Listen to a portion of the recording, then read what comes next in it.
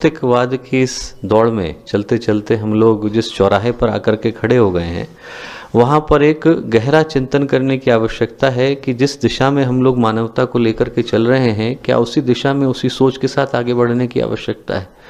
भौतिकता जहाँ पर आकर के खड़ी हो गई है दोस्तों, उस विषय पर चिंता करने की आवश्यकता कम है।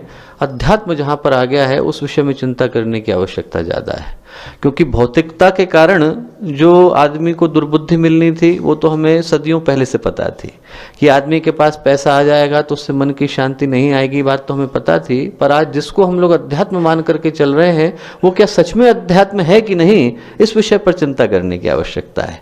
जिस चीज़ की हम लोग अध्यात्म की दृष्टि से परिभाषा करते हैं, जिस चीज़ को एक सामान्य व्यक्ति आज अध्यात्म मान करके बैठा है, उस पर एक बार दोबारा से सोचने की आवश्यकता है। क्योंकि यदि यही चिंतन मनुष्य के जीवन में, मनुष्य की सोच के अंदर गहरे से समा गया, तो आने वाले समय में, आने वाले भविष्य में, आने वाली पीढ़ियों में इस मार्ग से मुक्ति का कोई रास्ता हमें नजर नहीं आएगा। तो एक बार अध्यात्म पर सोचने की आवश्यकता है। और जब हम लोग अध्यात्म पर चर्चा करने के लिए एकत्रित हुए हैं, तो बहुत सारी बातों को जान लेना आवश्यक हो जाता है। और जो उसमें से सबसे महत्वपूर्ण बात जान लेनी आवश्यक हो जाती है दोस्तों, वो ये है कि अध्यात्म जीवन का आधार है। इसके अतिरिक्त जीवन में और कुछ है नहीं। हम लोग सोचते हैं कि अध्यात्म कहीं से पाने के लिए है, कोई और यात्रा है जो हमें जीवन से हट करके करनी पड़ती है, ऐसा है नहीं। अध्यात्म जीवन का आधार है, जीवन का संगीत है, जीवन जीने की कला है, जीवन जीने का विज्ञान है। और सबसे महत्वपूर्ण बात यह है कि अध्यात्म हर एक के लिए है, आपके लिए है, मेरे लिए है, पूरी सृष्टि के लिए है। धन पर किसी एक का ज्यादा अधिकार हो सकता है, पद कोई एक दूसरे से बड़ा हासिल कर सकता है, डिग्री कोई एक दूसरे से बड़ी ले सकता है। एक के पास बैचलर है, दूसरे के पास मास्टर्स हो सकती है, तीसरे के पास पीएचडी, चौथे के पास डीलिट हो सकती है। पैसा एक के पास 10,000, दूसरे के पास 10 लाख, चौथे के पास 10 करोड़, पांचवे के पास 10 अरब और छठे के पास 10 खरब हो सकता है। अलग अलग हो सकता है। एक व्यक्ति जो है अंडर सेक्रेटरी हो सकता है, दूसरा ज्वाइंट, तीसरा कैबिनेट सेक्रेटरी हो सकता है। लोगों के पास अलग अलग हो सकता है।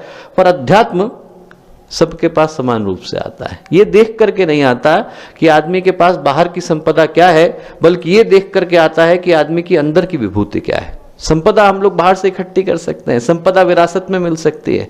पिताजी छोड़ करके चले गए, आदमी के पास करोड़ों हो सकते हैं। आदमी डाका डाल ले, आदमी के पास संपदा आ जाएगी। आदमी जो है लॉटरी जीत जाए, आदमी के पास संपदा आ जाएगी। आदमी जुआ खेल ले, आदमी के पास संपदा आ जाएगी। पर अंदर की विभूति, अंदर व्यक्तित्व की योग्यता, आपकी पात्रता, जिसके आधार पर अध्यात्म निर्धारित होता है, वो आदमी अंदर से ही लेकर के आता है। अध्यात्म अंतः प्रेरणा का नाम है। अध्यात्म किसी पर आसमान से नहीं बरसता, अंदर से निकल करके आता है। और भगवान ये देख करके आता है कि इस व्यक्ति के मन में भगवान के उद्देश्यों को पूरा करने के लिए भाव कितना है। अंदर की विभूति का नाम अध्यात्म है। अंदर से निकले हुए व्यक्तित्व का नाम, अंदर से निकली हुई पात्रता का नाम अध्यात्म है। और अध्यात्म पर सबका समान रूप से अधिकार है। राजा के पास आ जाएगा, बुद्ध राजा थे, महावीर के पास आ जाएगा, महावीर राजा थे। राजा जनक के पास आ जाएगा, राजा थे।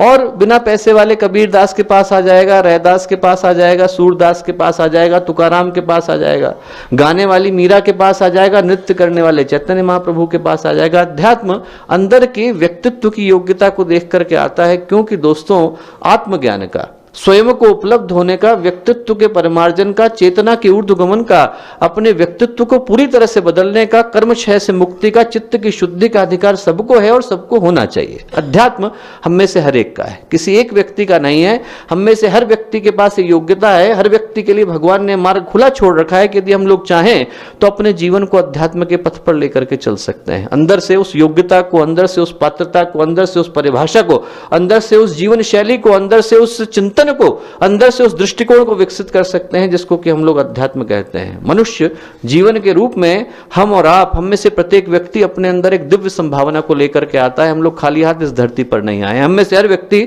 अपने अंदर इस संभावना को लेकर के आया है कि हम लोग अपने गहरे में जाएं, अपने आप से पूछें कि हम लोग ईश्वर का अंश हैं, भगवान का अवतार है। हम लोग अपने जीवन के साथ इंसाफ, न्याय और जस्टिस कर पा रहे हैं कि नहीं कर पा रहे हैं। और उस संभावना के शिखर को उपलब्ध होना अध्यात्म है। अपने व्यक्तित्व के चरम पर पहुंच जाना अध्यात्म है। अपने जीवन के उत्कर्ष पर पहुंच जाना अध्यात्म है।